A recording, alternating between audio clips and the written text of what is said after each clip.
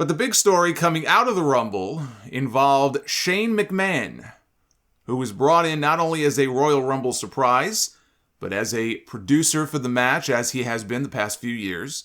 He was one of many names chipping in to help lay out the match.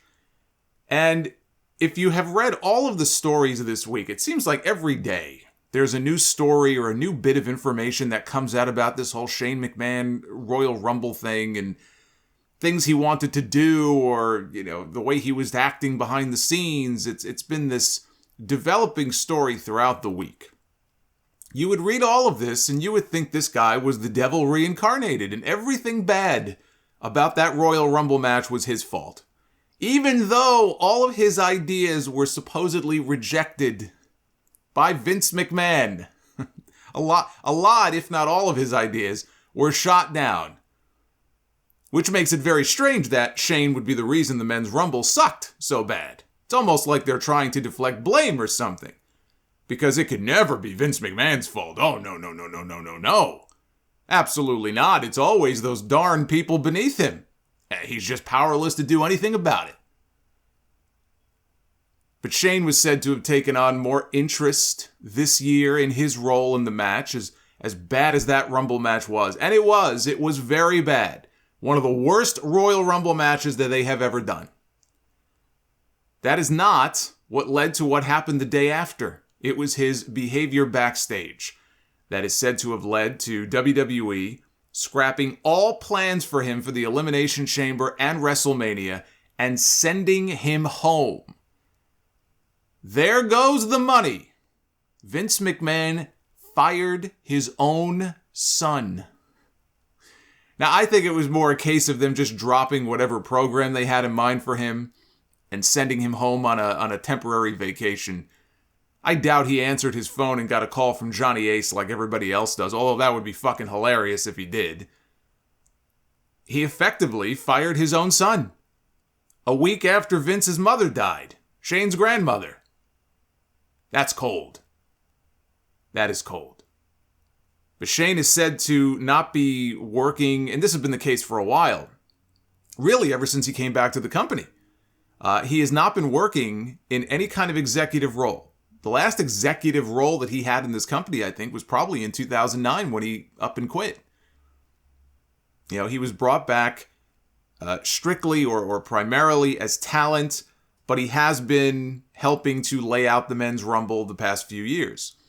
But this time, for whatever reason, even though we've never really heard stories like this about Shane before, he was said to be a nightmare to work with this time. He got into it with Jamie Noble at one point, who was a very well-liked, very well-respected producer behind the scenes. He got into it with him over, they clashed over ideas. Per PW Insider, in following up on a Ringside News report, who was first to report on a lot of the Shane stuff, there were creative plans for Shane to be a regular on Monday Night Raw going forward, leading into WrestleMania. He had been pushing hard to work with Austin Theory at Mania with the idea of playing into his involvement with Vince, with Shane's father. Others were pushing for a match with Shane and Seth Rollins. There was another report suggesting the idea of Shane maybe against Bobby Lashley, that was broached at one point, although that may have been before Lashley won the WWE title back. The Austin Theory idea is the only one that even remotely makes any sense, but there was a planned sequence in the Royal Rumble match involving Shane and Seth Rollins that was scrapped when Rollins was pulled from the Rumble. He was going to not just wrestle Roman at the beginning of the show. At one point, the plan was for Rollins, kind of like Brock ended up doing, to also pull double duty and appear in the Rumble match.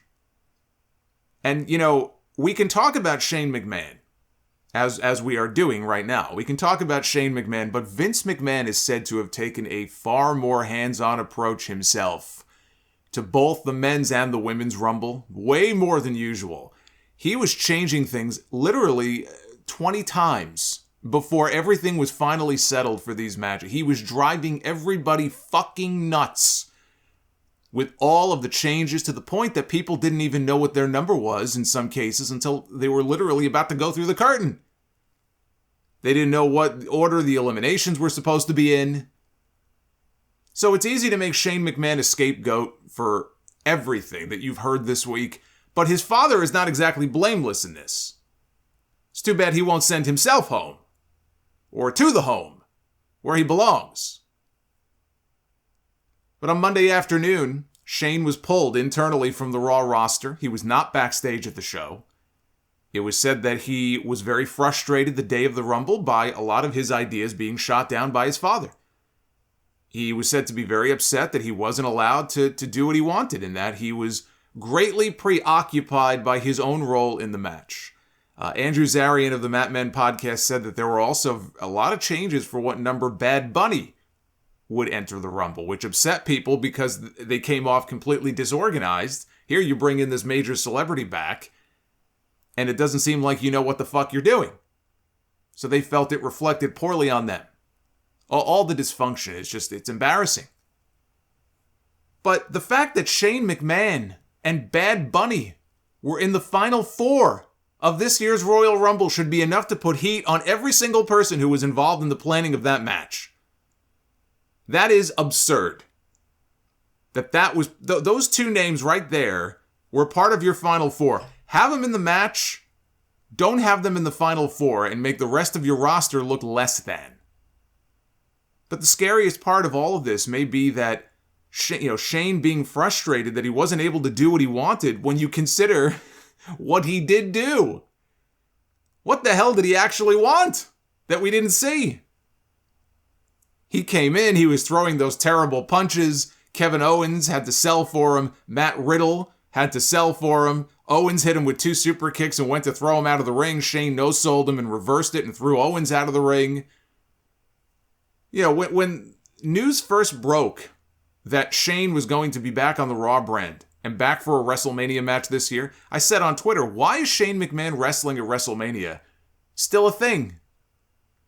And I got a very mixed reaction. You know, Shane's first match back after a 7-year hiatus was at the last WrestleMania they did in Dallas. That was the Hell in a Cell match with The Undertaker where he jumped off the top of the cell. That's what he does. He jumps off very high things.